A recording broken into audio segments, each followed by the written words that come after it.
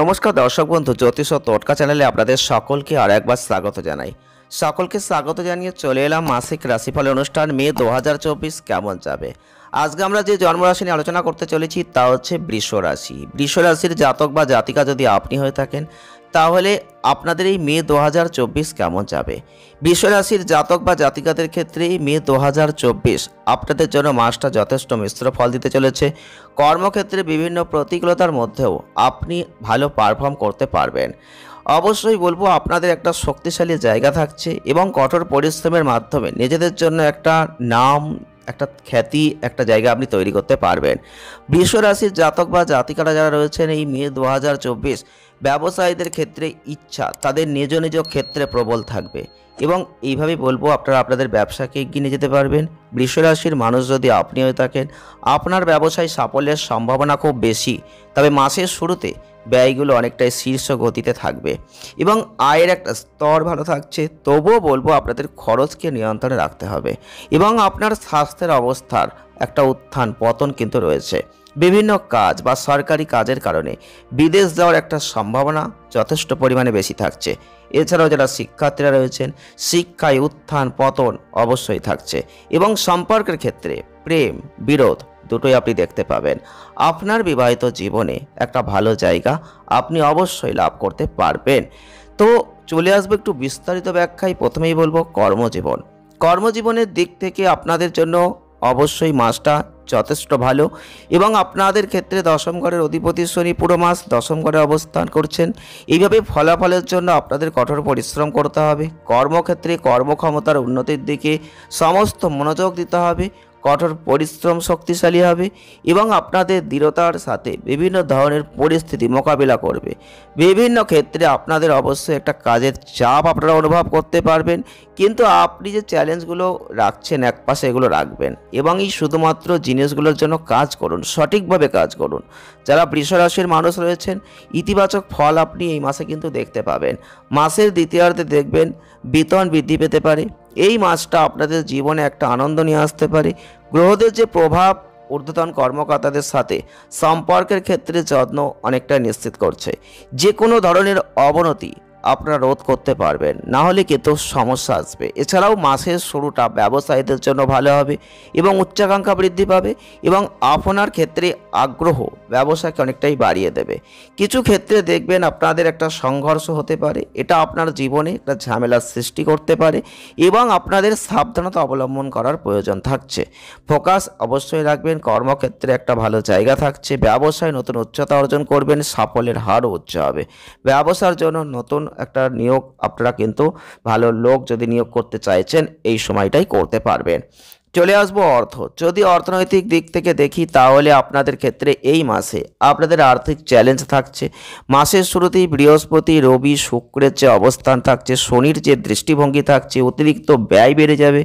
আপনি যতই চেষ্টা করুন না কেন আপনাকে আরও ব্যয় করতে হবে এবং আপনাদের একটা আর্থিক চাপ কিন্তু এই মাসে থাকছে এবং রাহু মঙ্গল বুধের যে উপস্থিতি কিছুটা স্বস্তি আপনি পাবেন, যার ফলে আয়ের স্তর ভালো থাকবে এবং আপনারা দেখবেন 14 তারিখের পর থেকে রবির যে অবস্থান এবং 19 তারিখের পর থেকে শুক্রের যে অবস্থান তাতে কিন্তু আপনাদের কিছুটা ব্যয় কমবে এবং আর্থিক অবস্থার উন্নতি হতে শুরু করবে।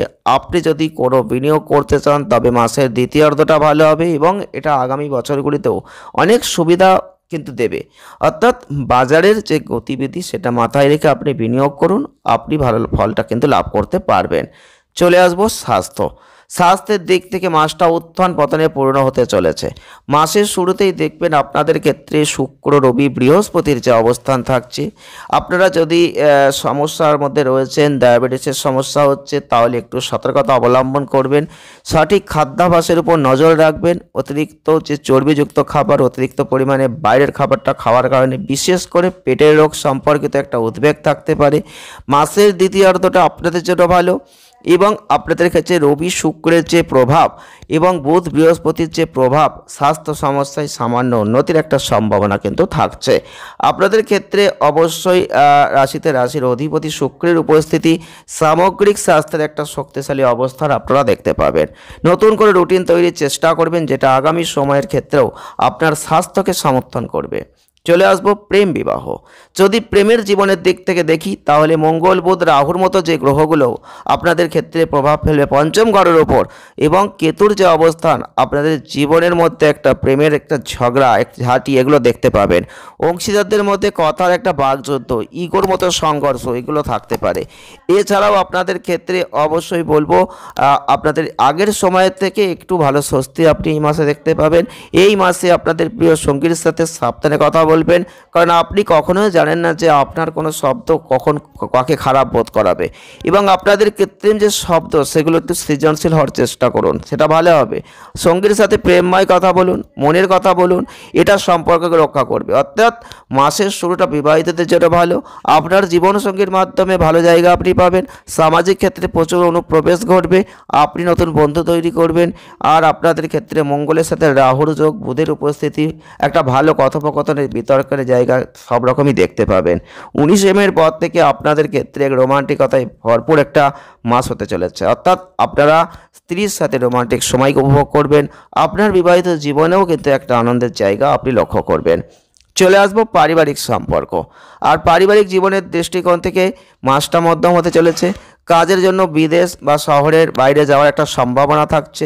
পরিবারের সদস্যদের কম সময় প্রদানের ফলে এবং এইভাবে সামাজিক ব্যস্ততা বাড়বে। এর ফলে আপনাদের পরিবারের জন্য সময়টা কম।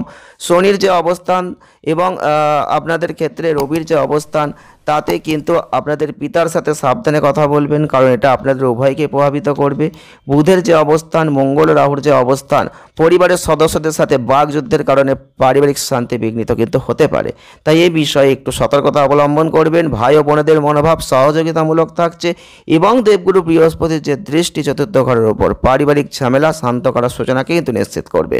তাই মাসের দ্বিতীয়ার্ধে রবির যে অবস্থান থাকছে, তাতে কিন্তু আপনাদের অনেকটাই অনুকূল পরিস্থিতি আসবে। পরিবারের মধ্যে একটা সাদৃশ্য আপনি লক্ষ্য করতে পারবেন। প্রতিকার কি করবেন? প্রতিকার স্বরূপ কিছু কাজ আপনারা করতে পারেন। আপনারা অবশ্যই বলবো যে মাসের দ্বিতীয়ার্ধে, অর্থাৎ আপনারা যদি পারেন শুক্রবার, তাই অনামিকা আঙুলে কোনো উচ্চমানের ওপাল পাথর ধারণ করতে পারেন। গরুকে সবুজ ঘাস খাওয়াবেন, সবুজ শাকসবজি অফার করুন। এতে বিভিন্ন ধরনের যে সমস্যা সেটা কেটে যাবে, অনেক ভালো ফল কিন্তু আপনি লাভ করবেন।